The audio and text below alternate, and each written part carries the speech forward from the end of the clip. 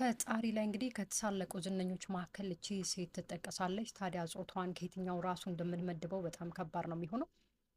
ከሴትም ከወንድም ትንሽ ለየት ያለ ነው። ያው በእኛ ሀገር ወንድ ሀገር ነው የሚባለው። እንደዛ አይነት ነገር ሲሆን ያው የጾታዊ ግንኙነቴ ደግሞ በሁለቱም በኩል እንግዲህ ችግር የለብኝም ትላለች። ከሁለቱም ጾታዎች ጋር እንግዲህ ያው ትተኛለች ማለት ነው። ሲንቲያ ሪቮ ትታወቃለች። በተለይ ዊክድ በጣም ያሳወቃት ነው። ከዛ በፊት ግን እንደነ ዘ ከለር ፐርፕል እና እነ ሃሪየት የመሳሰሉ ፊልሞቿ ይታወቃሉ። በነገራችሁ ላይ እጅግ በጣም የምትገርም ተዋናይት እንደሆነች ነው የሚነገርላት። ያው በትወናም እንግዲህ የመጀመሪያ ዲግሪዋን አግኝታለች። አመጣጧ እንደዛ አልነበረም። አሁን እንደዚህ ሰውነቷ ሁኔቷ ተመልጣ ምናምን አይታችኋት ነው። የመጀመሪያ እንግዲህ ፎቶዋ ይህን ይመስላል። ሰውነቷ ምኗም የተስተካከለ ነበር ማለት ነው።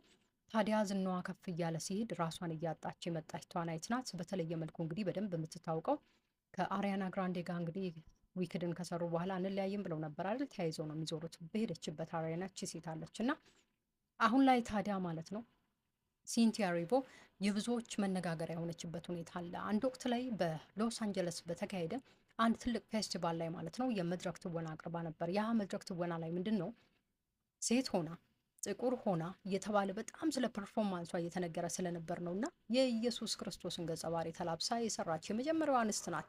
የሾህ አክሊል በመድፋት ማለት ነው እንግዲህ ክርስቶስ ላይ ከተሳለቁ ዝነኞች መካከል ቀዳሚዋ እቺ ሴት ናት እና ያው የምታደርጋቸው ነገሮች ለራሷም የሚገባ ታሪክ ያለ አይመስልም።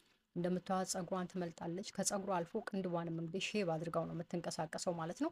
አሁን ላይ ከ10 እስከ 20 ሚሊዮን ዶላር የያዘች ናት። እንደሚታወቀው የትወናዋ ብቃት ማንም የሚጠራጠረው አይደለም። ብዙዎች ነው የሚመሰክሩላት።